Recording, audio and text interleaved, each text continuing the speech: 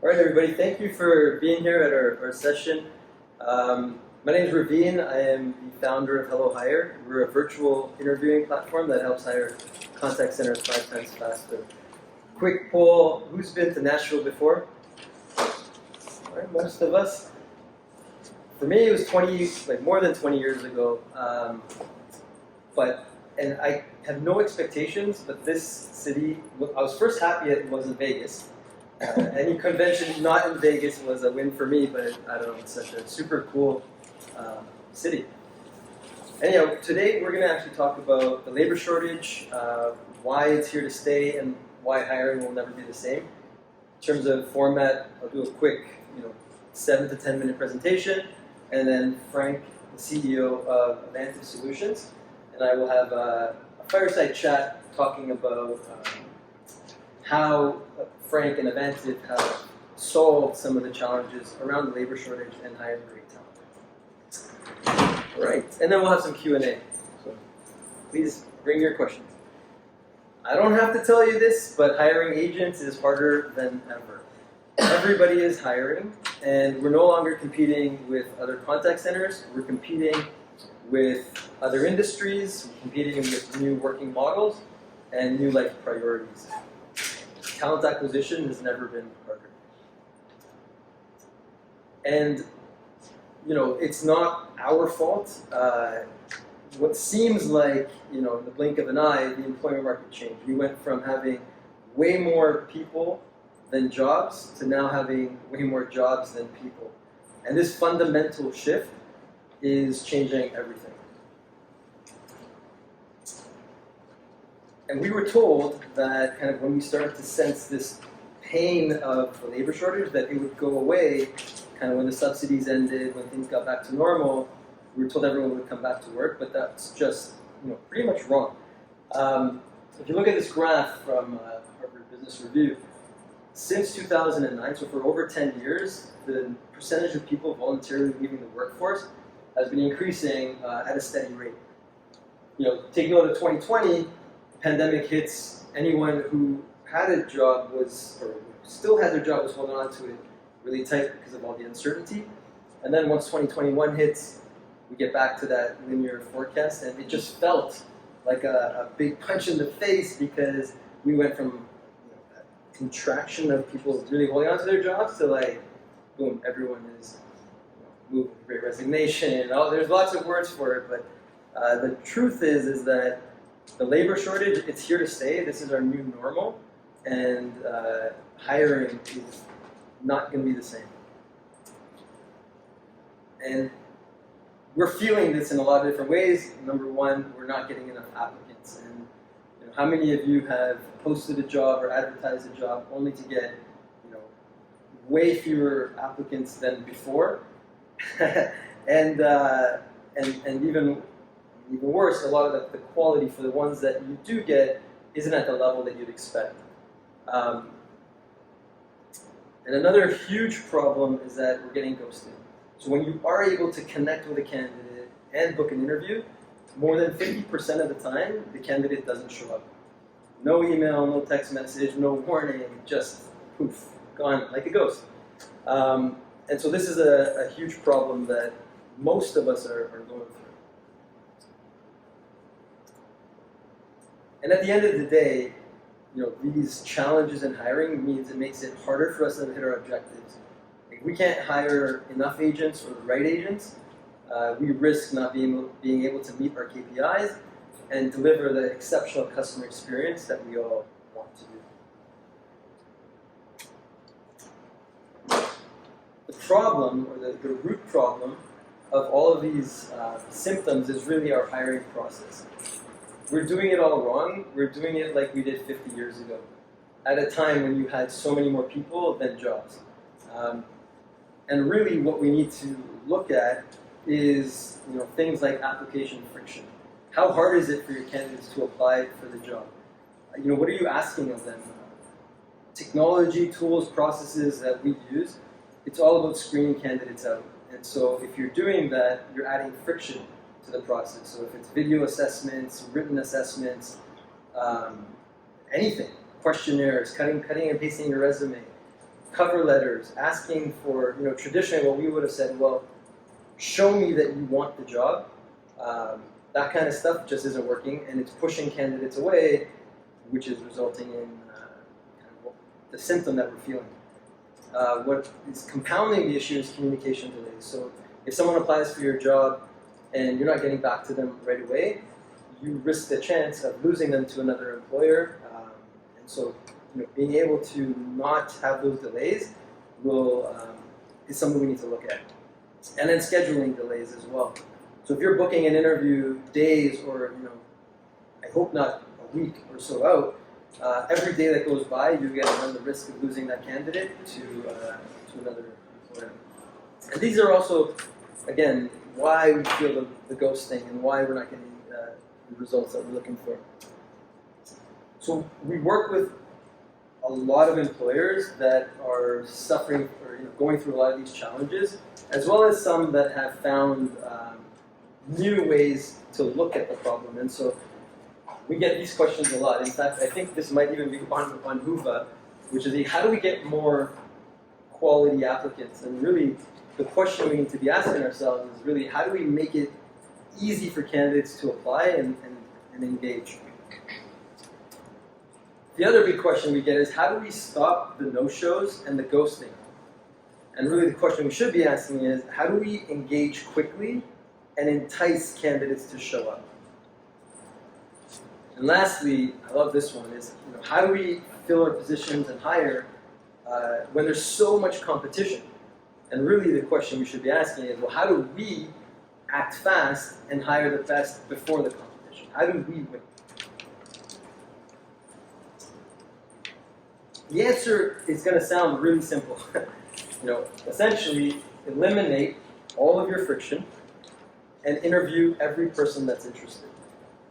I know it sounds simple, but truly, if you think about that for a second, as soon as someone is even remotely interested in your job or your company, interview them, meet them. We have now the tools and technology that make that really easy. Before, it was hard to meet people in person, and so we would do as much as we could do to, filter that pool down into just a few we're going to meet in person. It was a 30-minute minimum in-person interaction. And now, again, with the technology and tools we have, we can make that really quick and easy, both for the candidate and for our team. And that's the end of the presentation.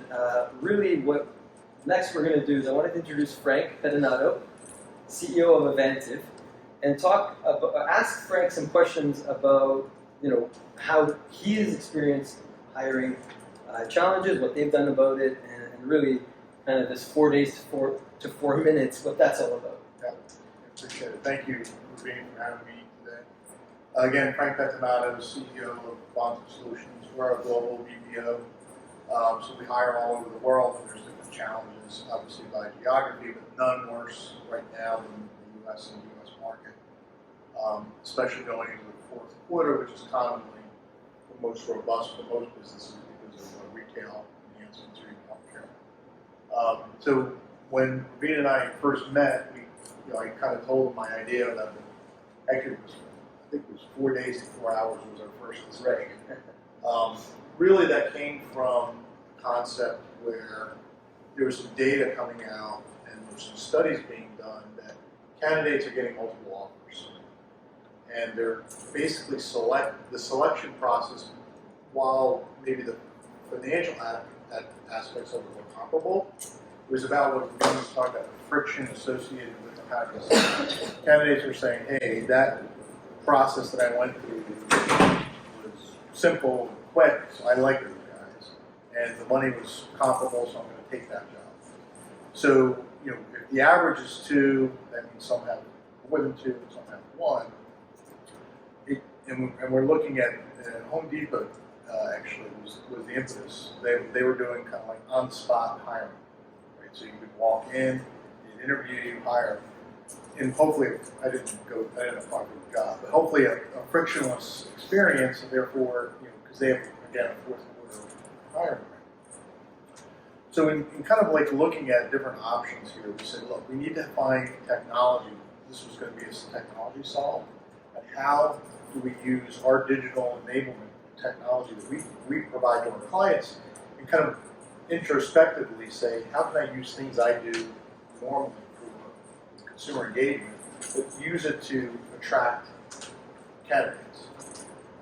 So we went a kind of a multifaceted approach, and we said, listen, so if someone, if anybody knows Indeed, but that's a common word. So right now, you can literally, candidates can go to do one-step clicks. They can apply for 20 jobs. They don't even know what they're applying for. We've had the perfect example. I had 2,500 applications for a Mandarin Chinese call center that nobody was qualified for because they just read the pay rate and they would just click on it. So we added a screen out question like, do you actually speak Mandarin? And she said yes. Expecting us to somehow skip that piece. I have no idea what pursued there. Right? So we actually then put it in Mandarin. We actually said, translate this line. You had to actually pick, I think it was a radio line, pick the right translation. So finally we started getting the right candidates. But so we had volume of people applying. They weren't necessarily qualified, but then how do I even respond to these 2,500 people? Right now we probably get an average of 200 to 300 applications a day. We somehow have to get through them. So the multi-steps that we took was, one, we used a conversational chatbot. So if you applied for a job, as soon as that application went through our applicant tracking system, or ATS, the conversational chatbot would start to engage, and they would ask you a couple of clarifying and qualifying questions because of the regulatory nature of some of our business. We just want to make sure that we're screening out as quickly and frictionless as possible, but there's no, in our business, because of the nature of it, we have to screen this out. Although Ravin would say, hey, let's just go into an interview, right? So we did that, and then we give people choices. We say, hey, listen, would you like to interview right now, like instantaneously? And they say yes. And at that point, we start a Hellohire video interview. And you enter into... Sorry. Say that again. So if a candidate goes through this process and is qualified, we ask them, would you like to interview now or schedule a time? Right? When it's convenient. But if they choose to interview now, we could do a video interview right there with a recruiter. They would see an upfront video giving some, kind of the standard spiel that the recruiter would give. They go into a queue, kind of like when you're waiting to go into a medical telemedicine. You're always waiting, so you kind of see what your queue is. But then you're on live with a recruiter. And that interview can, for us, because of our process, that's the screening interview to make sure that there's alignment, and then we could actually schedule either another virtual interview for work-at-home people, or have them come into the center for the second interview. Candidate can also choose to schedule their video interview at a later date, or they can actually choose to schedule an interview on site. The challenge we have is as time goes on, those candidates are getting offers. Because remember, they went and clicked for 20 jobs. Those people are coming back to them and say, hey, look, I'm just going to hire you on the spot, or maybe my compensation is better. So we lose people in that funnel process simply because of time dependency. Well, our philosophy was at 4 minutes, the faster I can get to somebody, screen them out as frictionless as possible, still meeting our requirements, and begin to engage with them using some technology that they feel comfortable using, gives a positive impression of our brand, and say, hey, look, this is a company I'd like to work for because they made this process simple and fast and elegant to answer all my questions. I had a face-to-face interview with a recruiter, and the hope is that we're still collecting data because things are kind of normalizing in the marketplace, that we're actually outperforming what would be a traditional scenario, which in our case would have been application comes in, recruiter tries to email or text or call somebody, can't get anybody, maybe 2 or 3 days later they get back to you where you finally get a hold of them and they're ready to their job. So that time is not your friend. We talked about, Bruce asked the question about work at home. Well, so we have a fairly sizable, and many BPOs do, work at home environments. So I'm hiring people from all over the country. Having that frictionless experience using this technology, both the conversational chatbot and the video interview, really makes that work at home interview process elegant, simple, and arguably you could say it's part of the test for the candidate because they're going to be working in a remote environment and they're going to have to be accustomed to being on the video phone call. So, if you have any questions on that. Could you talk a little bit about what would come before that in terms of screening? Anything else besides what you were talking about with the Mandarin to screen resumes ahead of time? And also, do you use, a separate question is, do you use any psychographic testing for people before you get them to that stage? So we traditionally had used psychographic testing in the kind of pre-today world. And we had a heavy amount of correlation of that data to performance. So it wasn't necessarily hiring decision. Well, it ultimately came in a hiring decision, but the goal of the psychometric testing was performance on the job. And these would be very complicated sales programs, for example. So we had enough data that we could correlate cause and effect. Right now, we're in a very different world where putting that extra barrier up tends to put another obstacle in place that really a candidate says this is too much friction and I'll move on to Interesting. So we're kind of having to rethink exactly what we're doing in the screening process to do that. Let me just finish answering what you. So Bruce, what we do is we have to verify a lot of credentials, and we have to be careful because of the legalities of certain states. But because of our contractual obligations, we can't have people with felonies or specific felonies. They have to have a high school education or a GED. And they also have to have appropriate computer skills because of just the expectation of the customer. Needs to have an expectation of whomever they're interacting with is going to be able to satisfy their needs. So we do have to meet those minimum requirements. So that our initial screening on those chatbot pieces is re-verifying those attributes for, just one more time in order to then go to the video piece because we burn a lot of time with candidates that just don't meet the background check capability, drug screening capability, educational capability. It's surprising you can ask somebody point blank, I'm sure you guys do you have a high school or GED? And they're saying yes, but they actually don't. Like they think we're not going to find that out, which seems odd, right? But that's the world. That's basically what's happening. Sorry, you had a question? So two questions there. That time frame we talked about, how quick that is. Those background checks can take a while.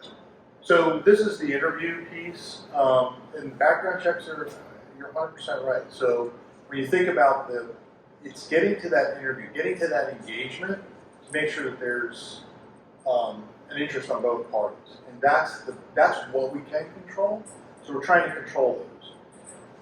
Obviously, when you go to a work-at-home environment, your background checks that's a whole other world, right? Because you're screening for the background in the geography that the person lives.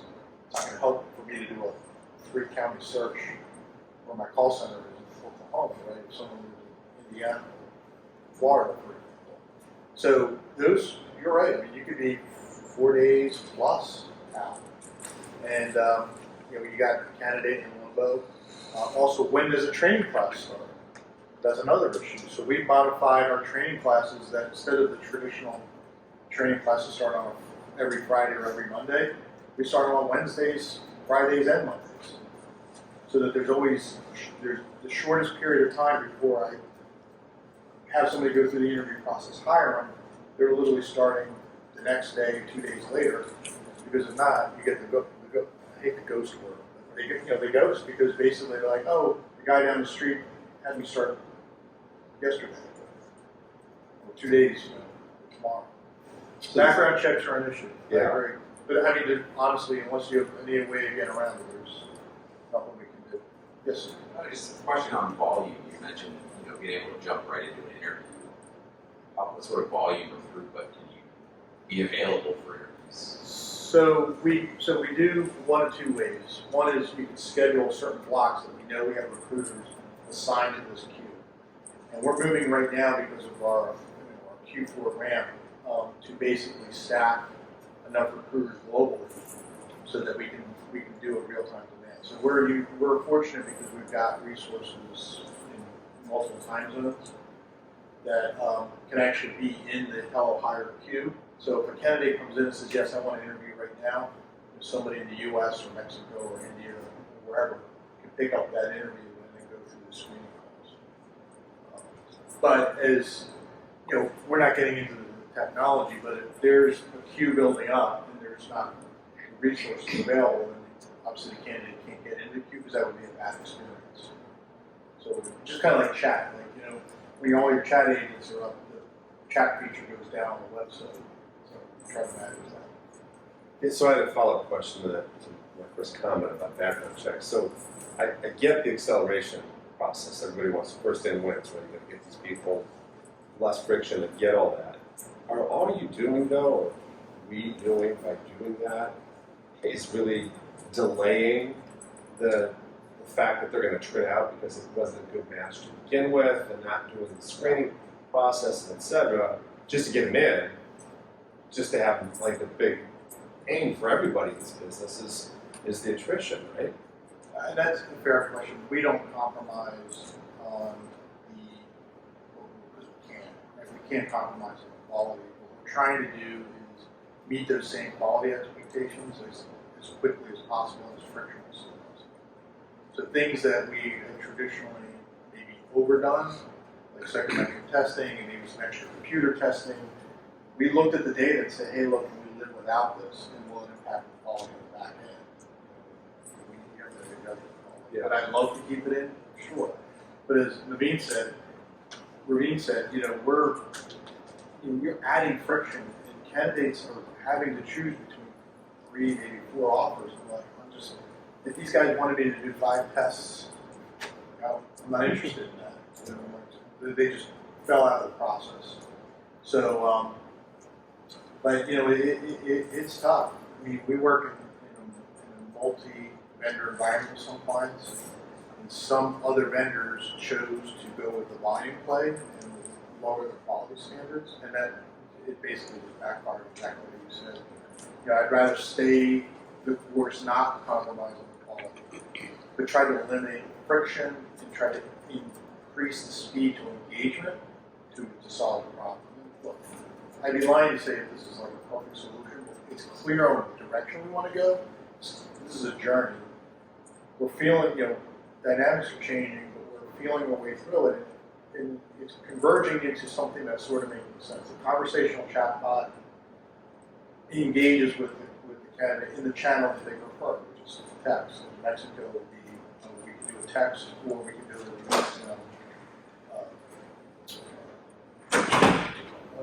what's that? Yeah, what's that? And then, so that's the answer to the question. Yeah. I would never suggest or do I believe in kind of lowering your quality standards. It will just backfire. Yeah, go ahead. No, I was going to add to that. So we get this question often in a different way. It's like, well, I don't want to spend time hiring or interviewing poor candidates or candidates that aren't a good fit. Well, when we talk about opening the gate, you truly do open the gate to a wider range of candidates. It's true. But within Hellohire, the interview times are set. So they're 5 minutes, 7 minutes, 10 minutes, however long makes sense for your process. And so the worst case scenario is you're spending 5 minutes with a candidate that's not a good fit, and you move on to the next one. Versus the hours that you would spend trying to sift through 100 resumes, go through the process, try to narrow in on the best fit candidates. This way, you kind of in an hour can meet up to 12 candidates. And what we're seeing is typically 20% are going to be superstars, 20% are going to be complete duds, and 60% are in the middle, where you're not really, they can go one way or the other.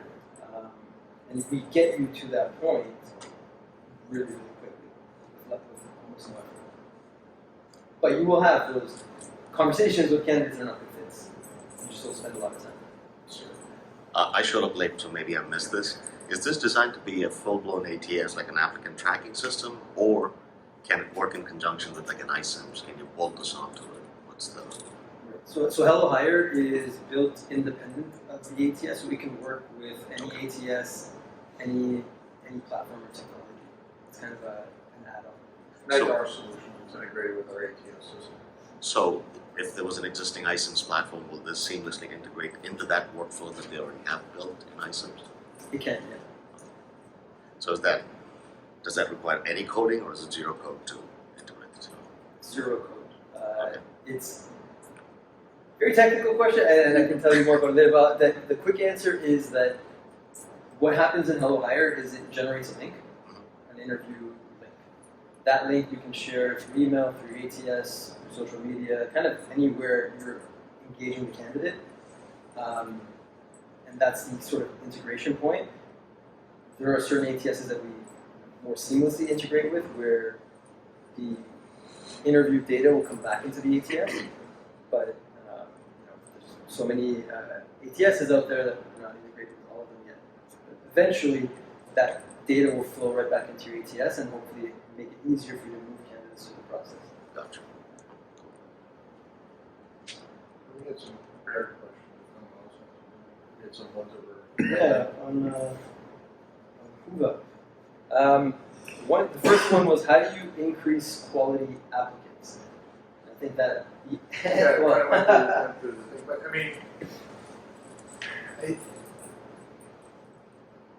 we struggle even with job descriptions, right? We just want to make sure that they're actually almost a marketing. I think gone are the days of like a list of requirements, like almost like screen out. I told my team, I said, write it as if you're screening in. Like you basically say, would you like a job, kind of like we were talking about the experience. Would you like a job that has the following experience associated with it? Because people can relate to that. Like, well, yeah, I do want to work in a fun environment that's challenging, rewarding, and so forth.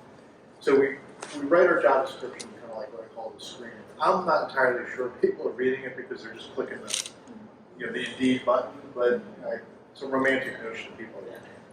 So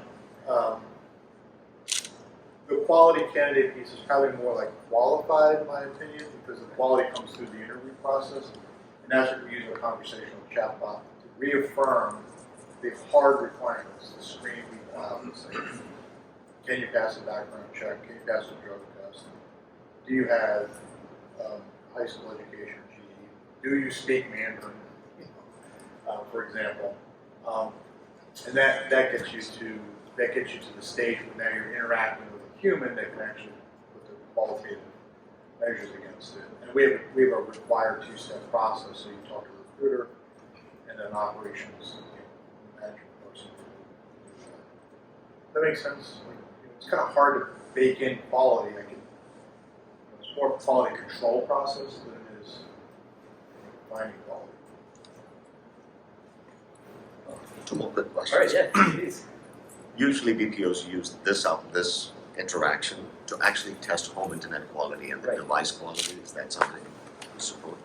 It is, well, anecdotally, we don't have the, as in when you're in that virtual interview, you're Right. able to see their environment, assess their connection speed and quality.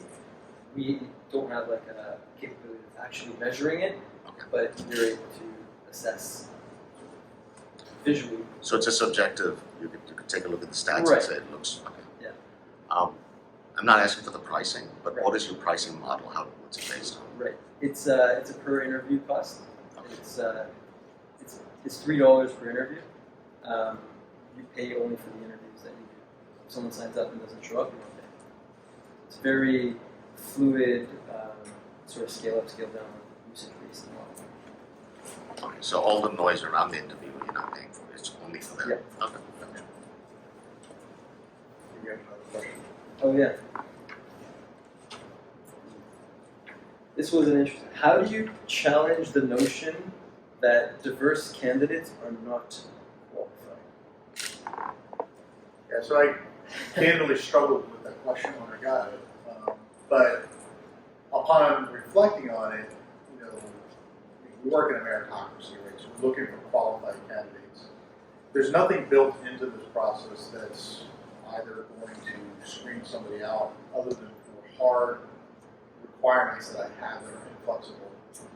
But we were talking earlier, like, well, you know, could there be sensitivity to somebody's name, geography, or education background? Well, if they're proactively scheduling a video interview that the recruiter has no choice but to take, they can't subconsciously screen anybody out because there's somebody in queue who met the hard requirements of screening, and now I'm talking to the candidate. So in many ways,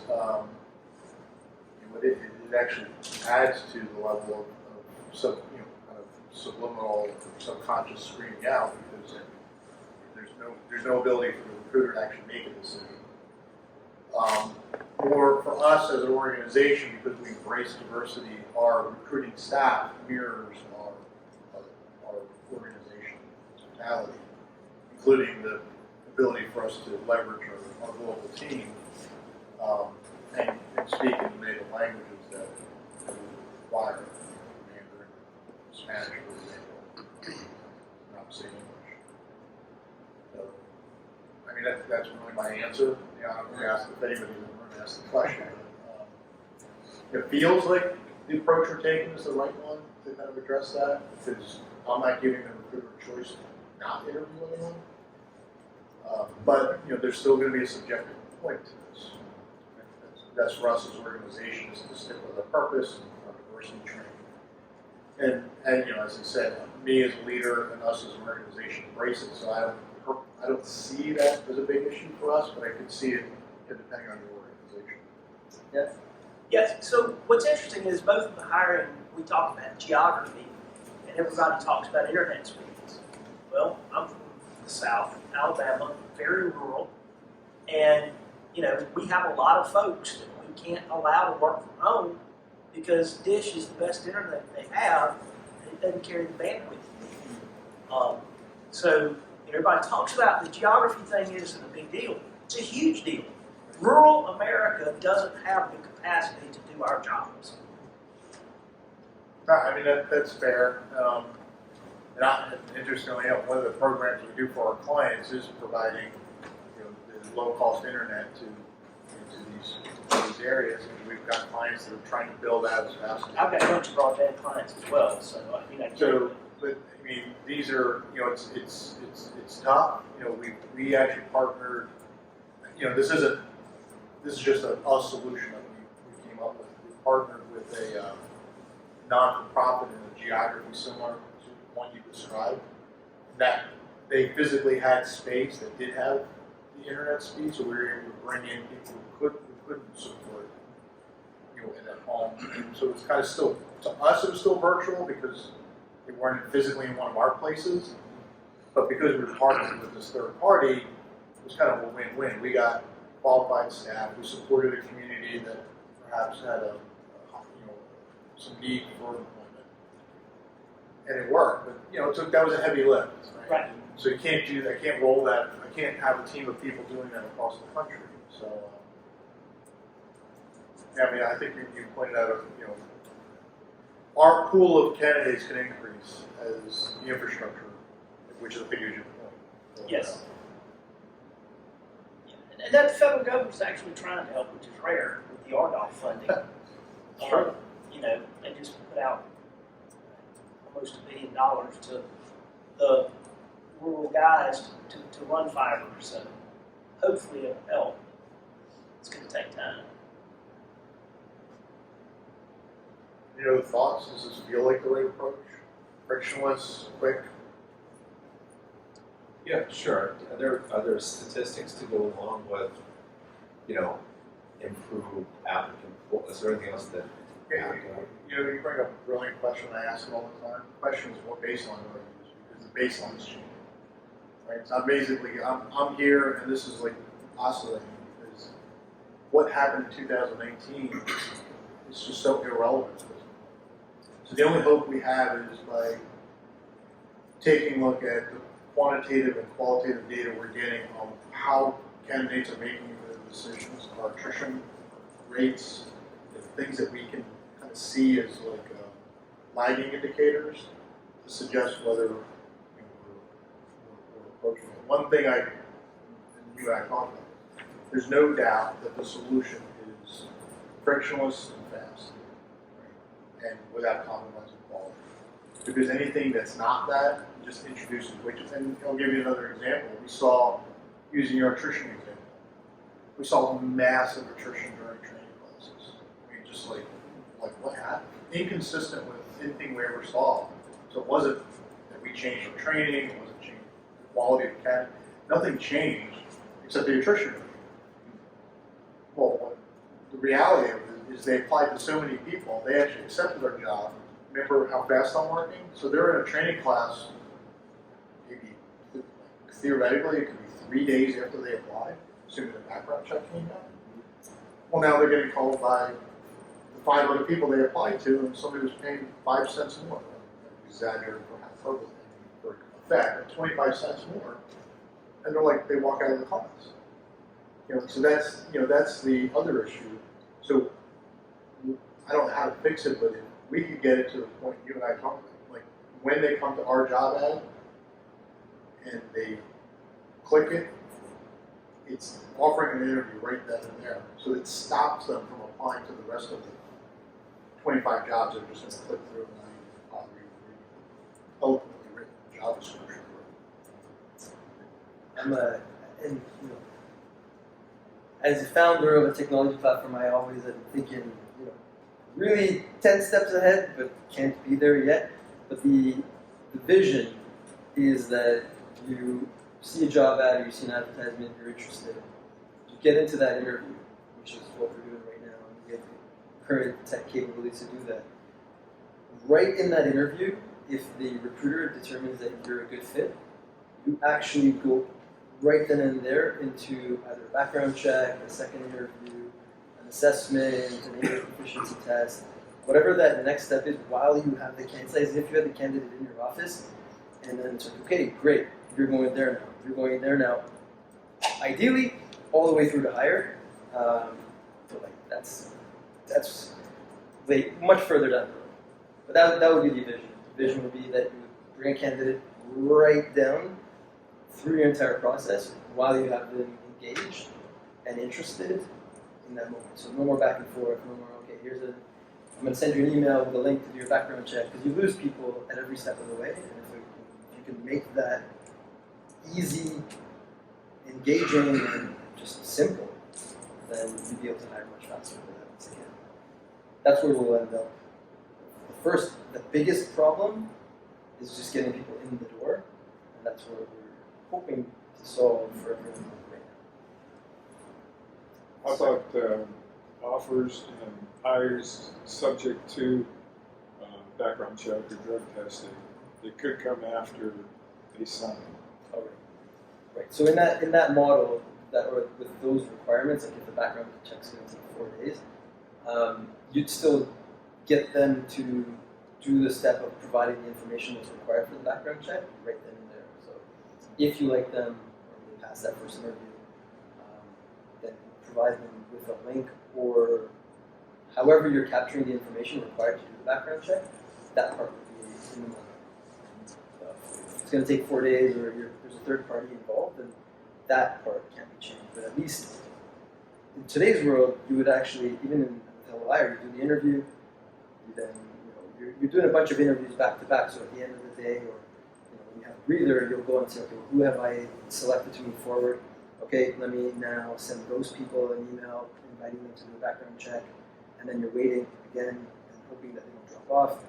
Whereas, if the hope is that if you do it faster, then they haven't taken another job somewhere else and they're still interested, and you get the background check and get back to them. But legally, could you just take them on and say this is all subject to, your continued employment is subject to a Great question. Yeah, I mean, I think, I believe, it legally wouldn't be a problem because these are constraints that we put on candidates. I mean, legally, as long as they're able to work in the U.S., hire. But because we require the education background, the ability to pass a background check, the ability to pass a drug test, we could theoretically hire them and then do all the testing in the background, but that, there's a lot of churn and I think there's a lot of goodwill loss because if you're in a training class and there's 15 people in it, 5 people are asked to leave, it's really upsets. There's no easy answer here. I mean, we can't move any faster. I mean, you do the drug test. Touch the systems either until that's done. Yeah, Yeah. yeah. Oh yeah, they can't get through. They can't get into a production environment. Some of them can't even get into training.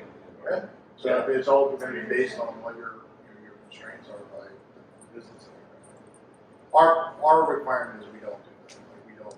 If you go into the training environment, training class with the expectation that we've passed every single piece of the tech. There's no good comes of finding out someone's got a background check.